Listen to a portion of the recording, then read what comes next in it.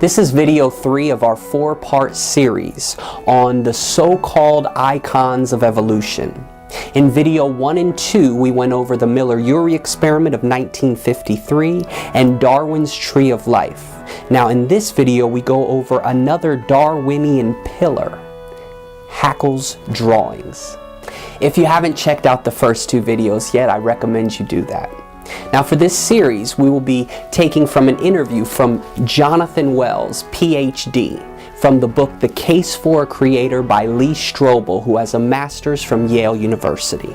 So let's start with Ernst Haeckel's drawings in the mid-19th century, which point to life having the same ancient progenitor, showing the similarities between an embryonic fish, a tortoise, a chick, a hog, a calf, a rabbit, and a human. Now he showed that all of these appeared similar in their earliest stages of development. This is important because he is claiming that this points to a common ancestor and that it is only later in the development of these animals that they actually become different. It's very important that you understand that Haeckel is pointing to the earliest stages of development where the similarities in embryology exist. And if that is the case, then he makes the claim that we all must have come from a common ancestor. So if our embryos in the earliest developmental stage as humans are similar to those of fish, amphibians, tortoises, etc., then he claims that this again shows that we all came from a common ancestor. This presentation has 2 major flaws. The first is that he doctored the drawings, literally changed the drawings to make them look similar. And he was called out for it too, in 1860 as a fraud. Yet many of these are still being put in science textbooks. You can see his drawings put next to the actual photos representing those stages.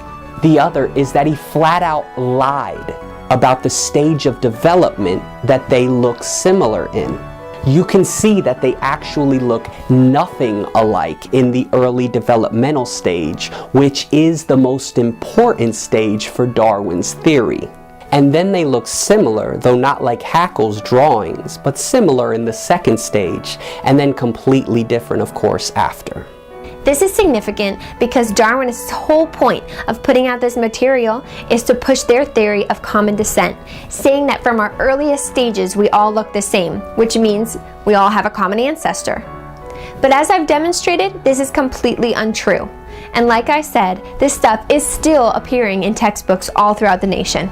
So again, first of all, Haeckel says that we as humans look similar to an amphibian, a frog, etc. at our earliest stage of development, which points to a common ancestor. But we know now that this is a flat-out lie. At our earliest stage, you can see that we look nothing alike. Plus, the drawings that he made that he claimed were from the early stage but were actually from the middle stage were doctored to make them look closer than they actually are, which as you can see, they are not really that close in reality.